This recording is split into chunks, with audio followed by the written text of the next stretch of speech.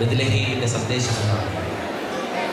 1000 ബെത്ലഹേമിൽ 1000 തവണ ഉണ്ണി പിറന്നാലും നിന്നിൽ അവൻ പിറവിയെടുക്കുന്നില്ലെങ്കിൽ നീ ഇനിയും നിർഭാഗ്യവാനായിട്ട് അവശേഷിക്കുകയുള്ളൂ. മനുഷ്യാവതാരം വെറും ഒരു ഗതകാല സംഭവമാണ്, അതൊരു തുടർക്കഥയാണ്. ദൈവം ഓരോ മനുഷ്യനെയും ഹൃദയത്തിൽ വീണ്ടും പിറക്കണം.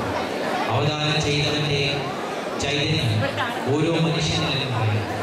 അപ്പോൾ മനുഷ്യനിൽ നിന്ന് ശാശ്വത ശാന്തിയുടെ ഉദാത്ത സ്നേഹത്തിൻ്റെ ചൈതന്യം പ്രസരിക്കും. അപ്പോൾ അവൻ ദിവ്യതയുടെ തലത്തിലെത്തും. മനുഷ്യൻ പൂർണ്ണ മനുഷ്യനാണ്. ദൈവം മനുഷ്യനാണ്, നാം മനുഷ്യനാണ്. അതാണ് ഈ രാവിലെ സന്ദേശം. സ്നേഹമുള്ള നിങ്ങളുടെ ശ്രദ്ധയെ ഞാൻ നമ്മുടെ നാടിൻ്റെ മായക്കാഴ്ചയിൽ കൂട്ടിക്കൊണ്ടു പോകുന്നു. കഴിഞ്ഞ തവണ ഞാൻ നാട്ടിൽ പോയപ്പോൾ ഒരു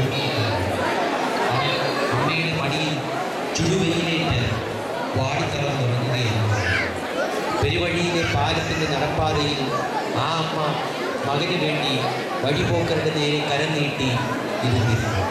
എത്ര നേരം അറിയില്ല, എത്ര തൊട്ടുകൾ കിട്ടിയിരിക്കും എനിക്കറിയില്ല.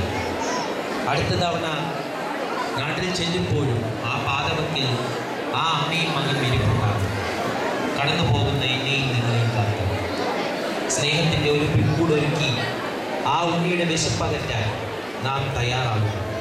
എങ്കിൽ ഈ രാവിൻ്റെ ആഘോഷങ്ങൾക്ക് അർത്ഥം വരുമാണ്.